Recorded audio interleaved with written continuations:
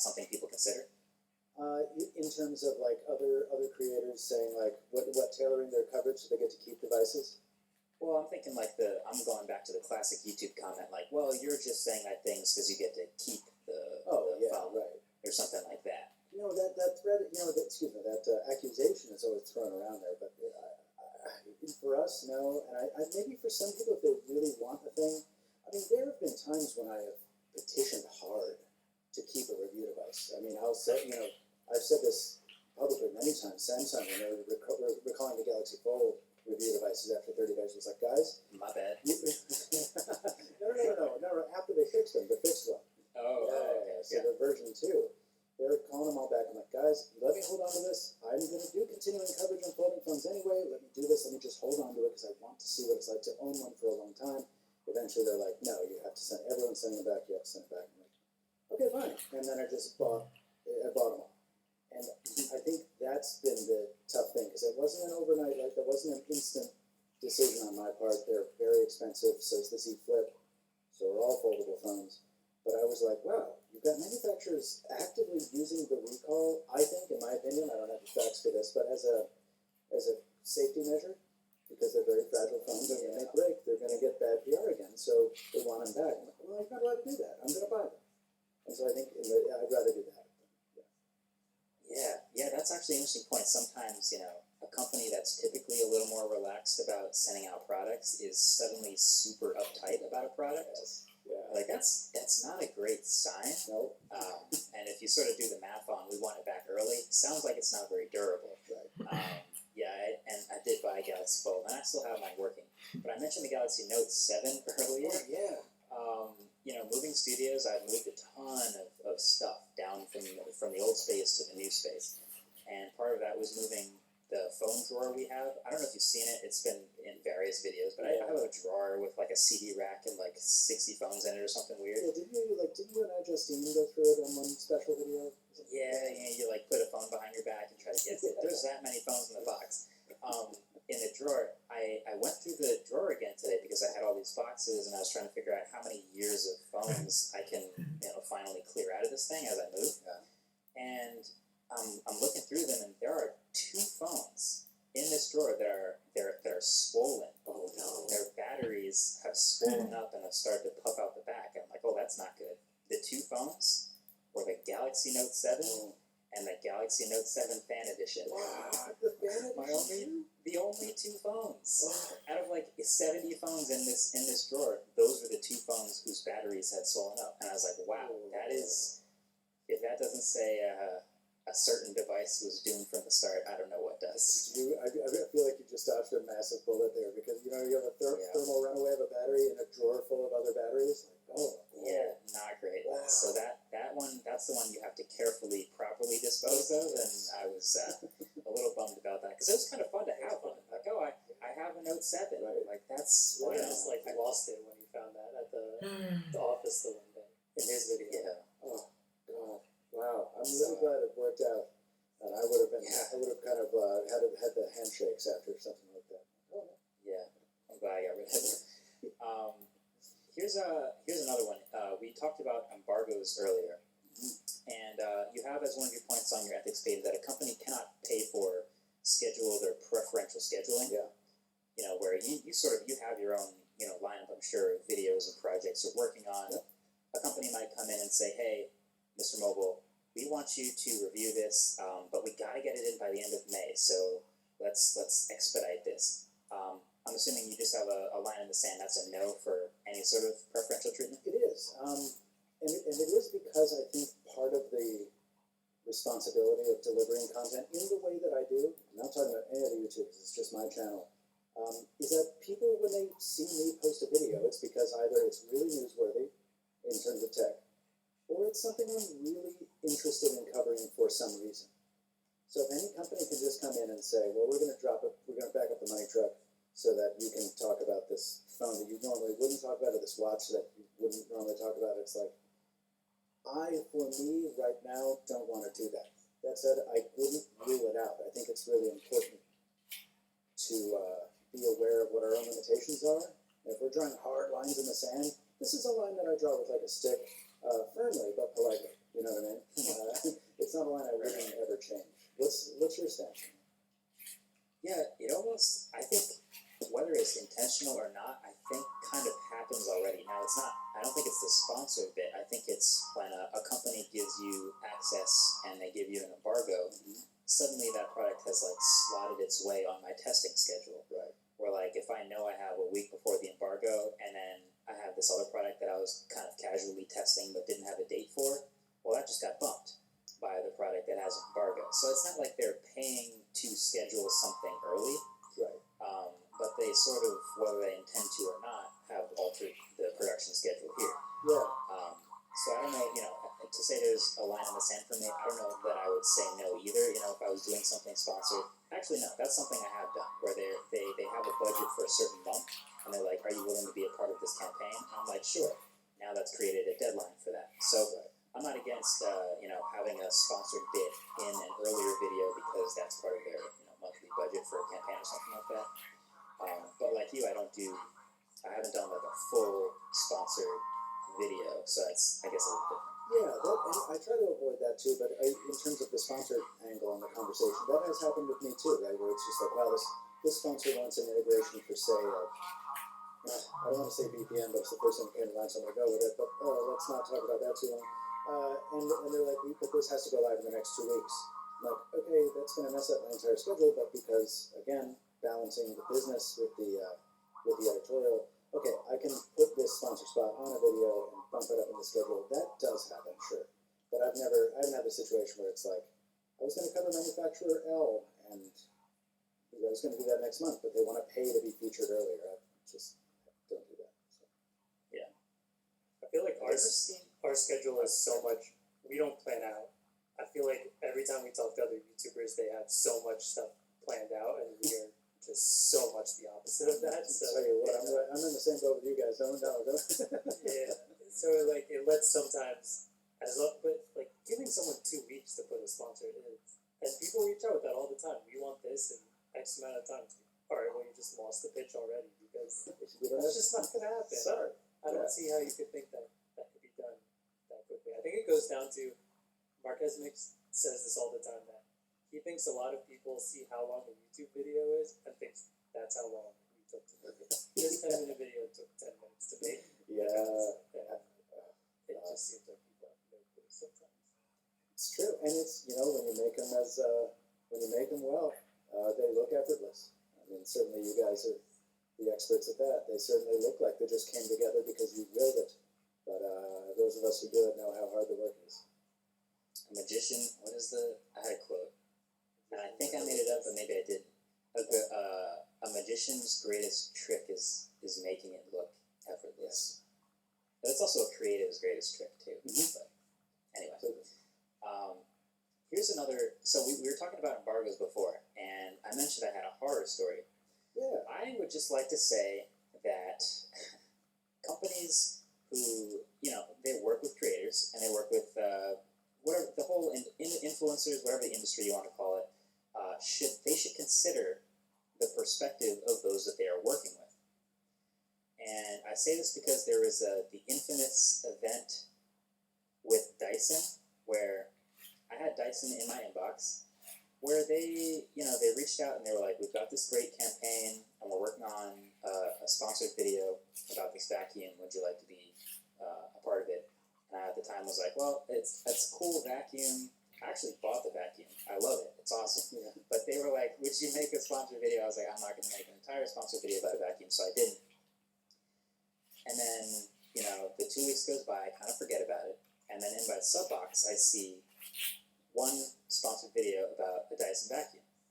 And I won't even say any creators' names, but, you kind of get the picture where, like, you see this video and you look back and you're like, oh, okay, I guess, I said no, they moved on, makes perfect sense. Then an hour later, I see another video in my sub box, another creator I know, another video about sponsored vacuum. And then an hour later, another one. And I'm like, wait a second. And so I get a message from another creator involved, and they're like, listen, these videos are all on separate embargoes, and this company knowingly, intentionally set a different embargo time. And this is probably, I'll never work with Dyson by saying all this, but they set a different embargo time for each creator. And whether this is intentional or not, that sort of like removes you from the, like, if you don't tell, first of all, the creator that there are other creators in this campaign, that's number one red flag. You should definitely tell when there are others in this campaign. But then number two, to sort of shuffle them out like that, so you create a wave where you can't escape the wave and you're sort of stuck in it.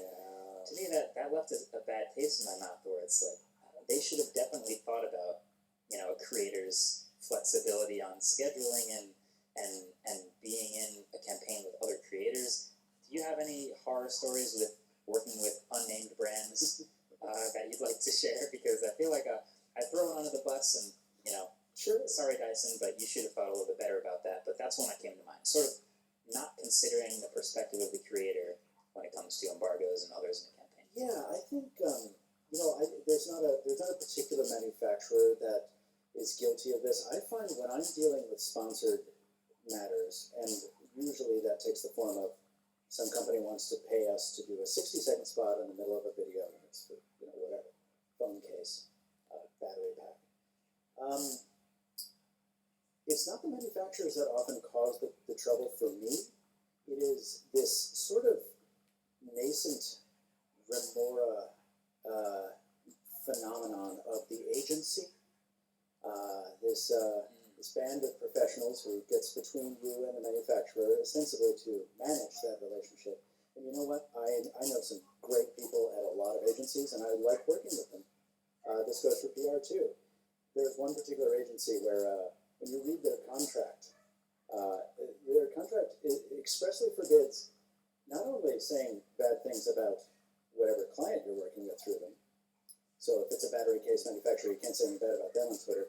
But the agency itself, you can't speak badly about, nor can you retweet, reply to, or even like on Twitter negative sentiments about the agency. Wow. Whoa. That's got to be the biggest red flag I've ever heard in my life. You know how when there's like a sign on the side of a dirty river that says "Do not swim"? Yes. Like, who swam Right. and what happened? Exactly.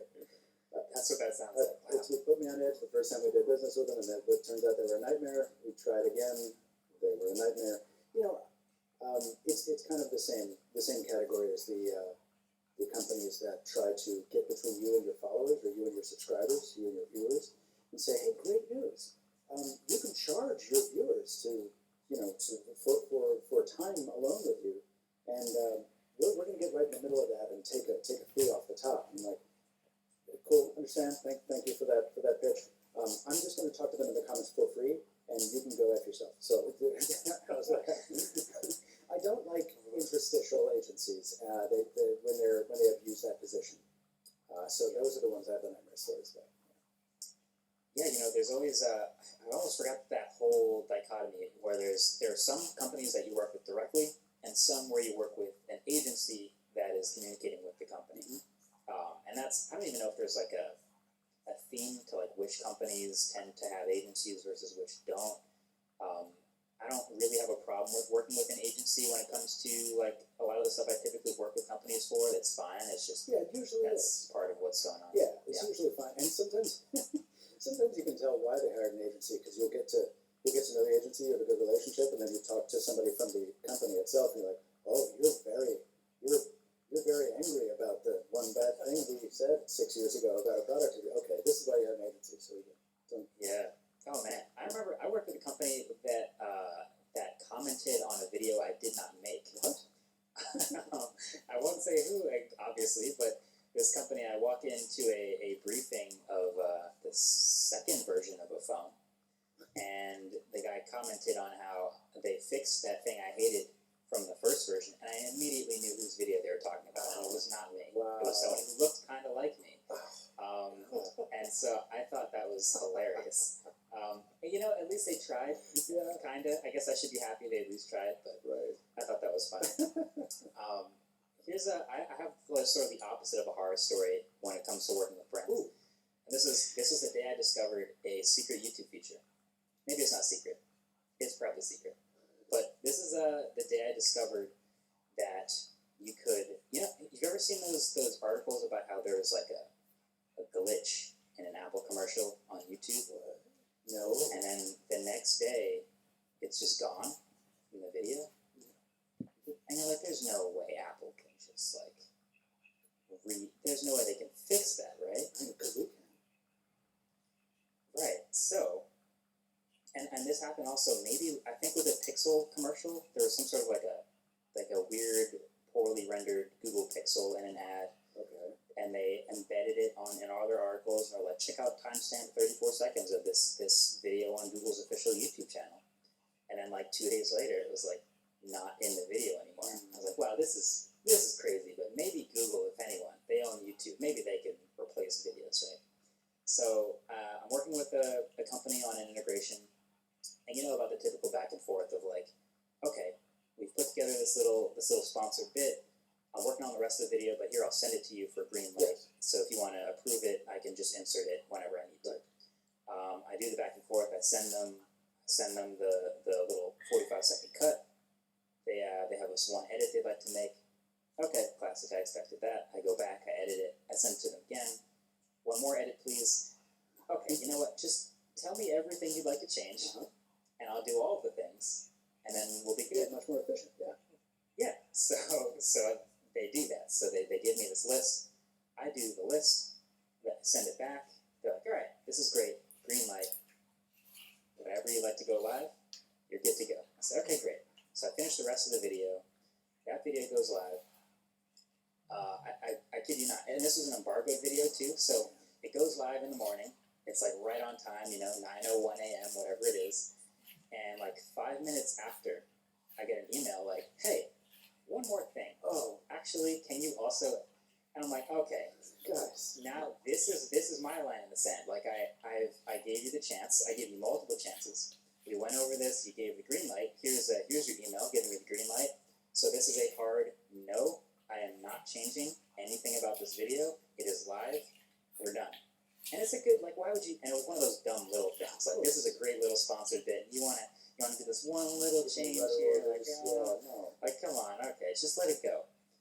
And they're like, okay, we're willing to try to give this a shot. We will engage with Google and YouTube to do a video replace.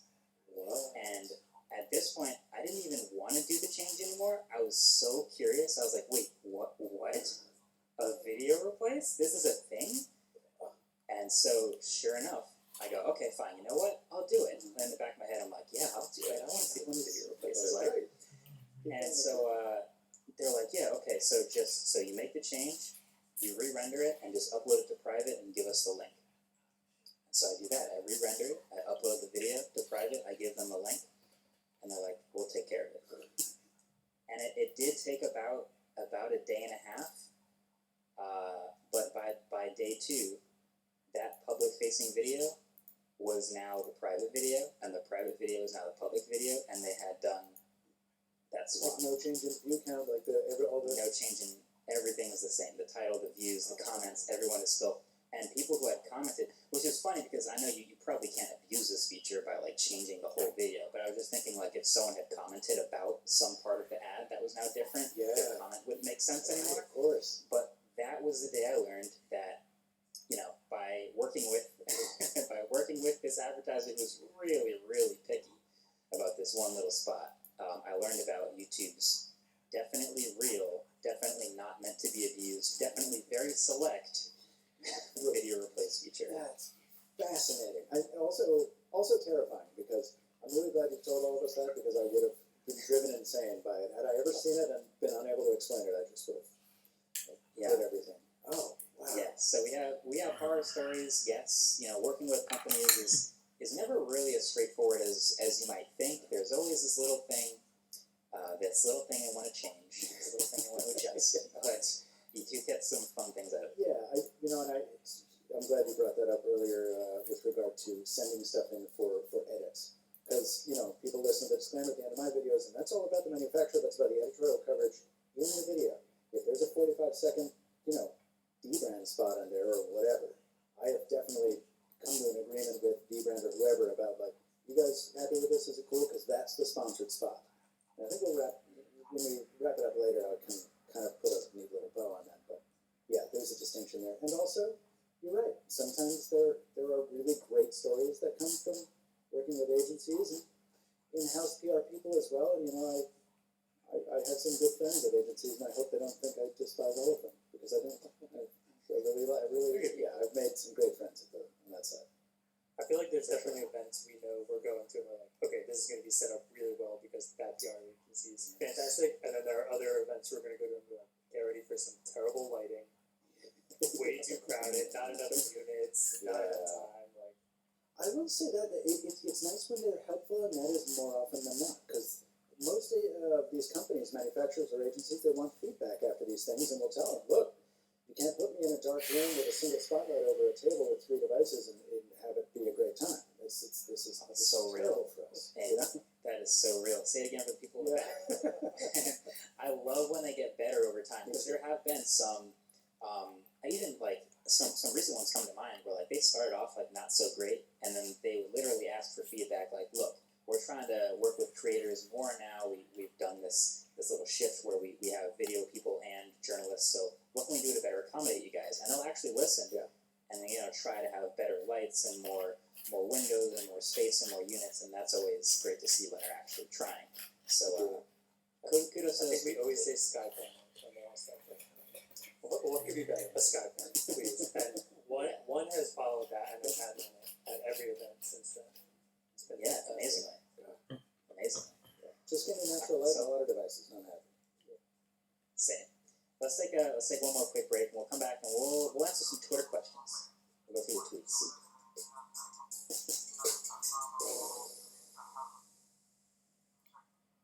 This episode of Voidform is brought to you by Our Crowd. Right now, everyone's asking the same question: when are we going to have a vaccine? It's the most important problem we face. Solving it means saving lives around the world and getting the global economy back on track. Right now, investors have a unique opportunity to not only invest early in cutting-edge coronavirus vaccine innovations, but to help move the world forward. How? By investing in MigVax with Our Crowd. MigVax has shared that they are uniquely positioned to develop a COVID-19 vaccine because they spent the last 4 years developing similar and successful avian vaccines. So when coronavirus surfaced, MigVax quickly pivoted to developing a COVID-19 vaccine. They are now in preclinical trials and working quickly to produce an effective vaccine. And MigVax is developing more than just a single vaccine. It's designed to be a vaccine platform that allows fast adaptation to new virus strains in the future. So Our Crowd is investing in the important vaccine work MigVax is doing, and has made it so accredited investors can join them and invest too. I'm always looking for ways to invest my money that help the world and have positive effects on the future. Our Crowd is a great way to find those types of companies so you can feel good about what you're investing your hard-earned money in. Our Crowd's crowdsourced investing platform gives accredited investors access to early-stage funding rounds and some of the most promising companies around the world. They help you invest before the companies go public, like they have with Beyond Meat. So, now you can set up your Our Crowd account for free and invest in pre-IPO companies alongside professional venture capitalists. Learn more about investing in MigVax at info.ourcrowd.com/wave. Setting up your account is free, so get started right now at info.ourcrowd.com/wave. That's info.ourcrowd.com/wave. This episode of Waveform is brought to you by LegalZoom. Health and safety is on the top of everyone's minds right now. No matter what happens, you want to feel sure your loved ones are protected. That's why LegalZoom continues to provide a reliable way for everyone to set up the right estate plan without leaving your home. I know plenty of people who have wanted to start a business but have no clue where to actually start things. LegalZoom was created exactly for this. LegalZoom has all the information and expertise you could possibly need when starting a business, from LPs to LLCs. LegalZoom is there to help you move forward without a worry. And when it comes to uncertain times like these, LegalZoom can also help you with some family-oriented issues like estate planning. It starts with finding the answers to your questions. Do you need a last will and testament or a living trust? What about an advanced healthcare directive? And what's a power of attorney? Luckily, you don't have to figure everything out on your own. LegalZoom's online resources make it easy to get started, and if you need to speak to an attorney, their independent attorney network is there to guide and advise you. LegalZoom isn't a law firm, so you won't have to worry about expensive billable hours adding up. Take an important step for your family today. Go to LegalZoom.com and get started on a last will, living trust, and more. Just make sure to enter code Brownlee at checkout for special savings. So that's LegalZoom.com, legalzoom.com, code Brownlee. LegalZoom, where life meets legal. Alright, welcome back. We're going to go through some tweets. So as you guys know, we've done the Q&A stuff before. We tweet at WVFRN. You guys let us know what you want to know. We said we have Mr. Michael Fisher on the show, and we're talking the ethics of reviewing text. So hopefully you guys have some good questions. I'm going to just scroll down and look through. You guys can all scroll down and look through, and we'll talk about it. I have one that I think is pretty well goes through over a couple things we talked about.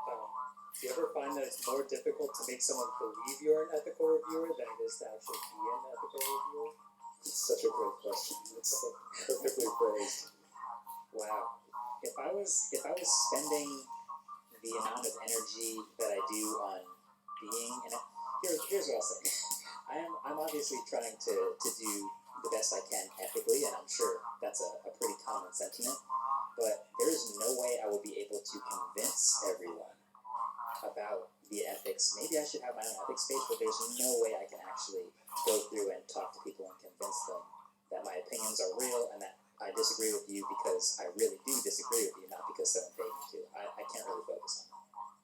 Yeah, that's what I said. I think just generally it's much harder, as you say, to get people to believe that you're living ethically. And look, trust in all forms of media is at an all-time low.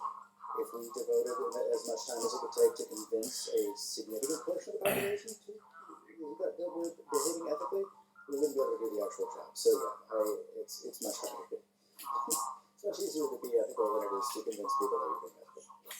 I feel like even with that, if you find yourself in the comments trying to explain to someone why, that wasn't paid for, then just as quickly they can be like, oh, you seem really defensive about that now. Yeah. Why are you getting so defensive? He thinks the lady does protest too much. Yes. And also, ethics to a degree they're subjective, and I think it's important that everyone needs to. Again, that's why I wrote that big long thing. There are different lines for everyone, and I think as long as there's no obfuscation going on, that's fine. You just have to know what the line is of the person whose media is your consumer. Unfortunately, that's very difficult these days. What's crazy is that what I like is that this tweet scouring has proven that we've had a pretty good conversation. I feel like a lot of these we've answered. Definitely. It's nice when you see that. You're like, all right, we covered what we should have. Yeah. So there is one, and we touched on this earlier, but I think maybe there's something left to it. Do you ever?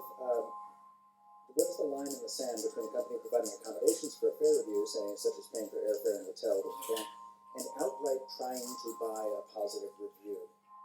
And I think the line is pretty clear because there are creators out there who have a very different kind of channel that is typically not characterized as a review channel, where, hey, look, stuff that appears on this channel may be sponsored and may not be, but I'm not helping people reach a buying decision.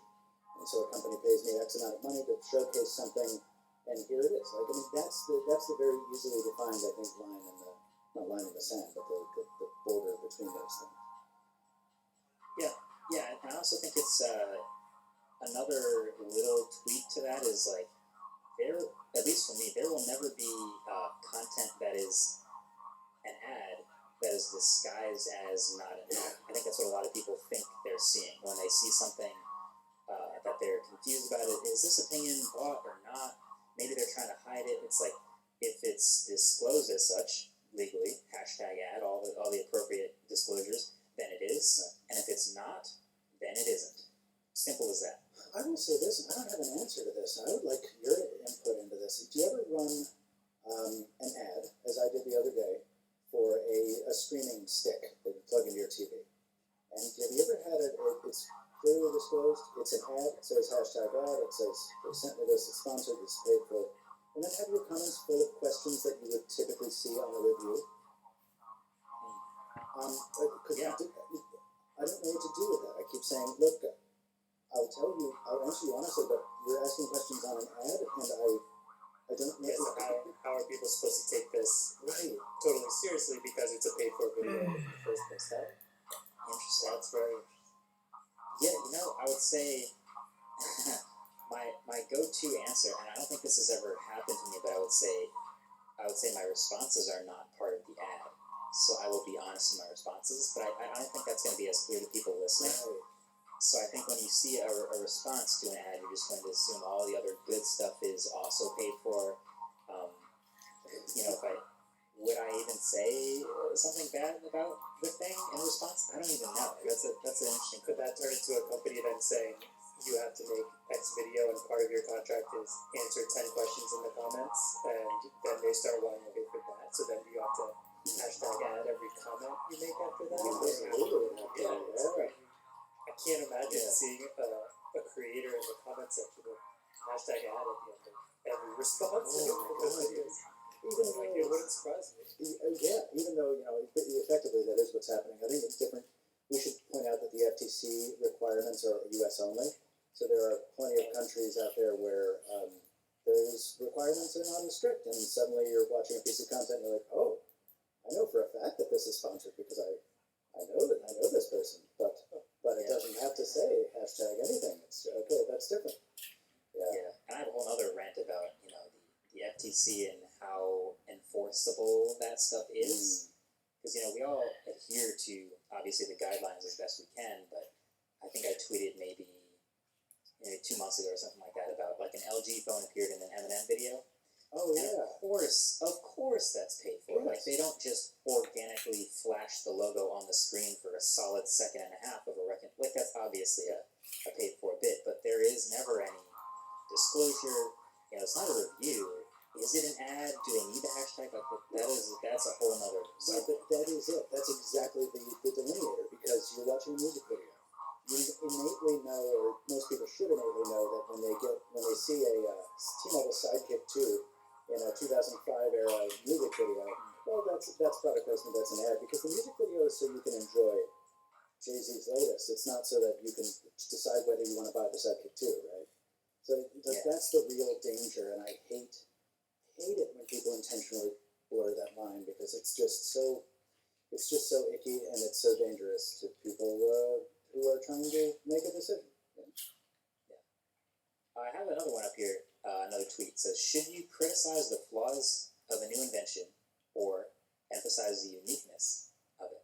Whoa. I think for me that's super clear. For me too, I don't have the same answer. I mean, I just think if I'm reviewing something, I have an opinion about it, and if it works well, it's going to get praised, and if it doesn't work well, or if it detracts from the experience, it's going to get shot down. I'm going to say it's bad. Now, here's the one caveat: when there is such a form factor breaking or new concept, I will nitpick less. Mm-hmm. And I know I've done that with Galaxy Fold, for example. Yes. Where okay, it's not high refresh rate. Okay, it's not super thin. The bezels aren't what I would want. But look, the thing folds in half, and that's what I'm focusing on. Now, is that me brushing away the flaws and just focusing on the one cool thing? I don't know. I think if I'm clear that I'm focusing on the one cool thing and I'm not nitpicking, then you get the idea. But I don't know. I think as any detail pops up, I will probably give my take on it as a positive or a negative. Yeah, I think it's entirely possible and even desirable to do both things. Your Galaxy Fold example is spot on, man. It's just been in my head for ages. Every time I use the Galaxy Fold in public, people ask me about it, and I am always like, listen, this is the most excited I've been about a phone in a long time. You can do a lot of great things with it. It's amazing, and I love it. Should you buy it? Absolutely not. No. You should not spend that much amount of money on it. And you can have both things in your head at the same time, and you can express both things at the same time, and it can be true. And I think as long as you're hewing to that, as long as you're saying true things, then conflicting facts can coexist, right? Yeah, and I've also had that conflict before. Even if it's a personal thing where it's this is a great product, it's just not for me. Oh, yeah. It's not for a certain type of person. I'm that type of person, Yeah. That can exist too. So I think knowing who you're talking to and being able to say this is really exciting and interesting, but I don't think I'd tell you to go spend $2,000 on it. That's important to be able to say. I do have one here that might dovetail with what we were just talking about. Most tech videos, it says, generally give off a positive review of the product no matter what it is. Is tech overall that good, or are there some potentially behind-the-scenes business at play? I know exactly how I want to answer this one. Do you want to go first? Sure, I have a two-part answer to that. One is generally a lot of the things that we choose to cover are the things that we find interesting or cool or worth sharing in some way. So generally a lot of it is going to be pretty positive because, hey, look at this interesting, cool new thing. I'm making a whole video about it. I use it for a while. I'm sharing it. Yeah, I have positive things to say. But number two, there are some pretty glaringly negative reviews that I've given that we've both, we've gone through products where it's like, there isn't much at all good to say about this product. And you watch it and you're like, there's no way anyone buys the product after watching this. Like, that's happened a couple times. So I'd say to the person, asking that, check twice. There are some pretty negative reviews as well. And that usually comes from like a sort of a PSA perspective. Like, this is so bad, right, that I just got to tell you about how bad it is and how you shouldn't buy it. Right. Yep, that was basically the answer I was going to give. Yeah, there's an inherent bias towards things that are good because, as you say, our selection criteria are, well, this is interesting and I want to cover it. So there's an innate positive jump off. But I feel like I see a lot of people also say, like, not so much that reviewers aren't negative, but that they're too easy on negatives. And part of me thinks that kind of just comes from, like, personality in general. Like, people are popular on YouTube because their personality is great, they're a pleasure to watch. So more often than not, these larger YouTubers or whoever you're watching they're bubbly, they have a great personality, they're upbeat, they're fun to watch. So maybe the way they describe something negative feels a little less glaring than some keyboard warrior on Reddit making 8 paragraphs about why no one should ever buy this. So it might come off as like maybe they're taking it a little easy on them, but I think it's just you're seeing fun personalities out there, and sometimes they don't freak out about things. They just know it's not that great, and they explain it calmly. yeah, and I think to piggyback on that point, I think you would see a greater spectrum of good and bad reviews if we all didn't take so long to make a YouTube video. Making a YouTube video is a lot easier. I'm not saying writing reviews is easy. I've done it, and it can be really hard, but it doesn't take as much time to write a 1,000-word review as it does to do the kind of videos we make. So if you could just crank out, say, 50 more reviews a year, you'd see a much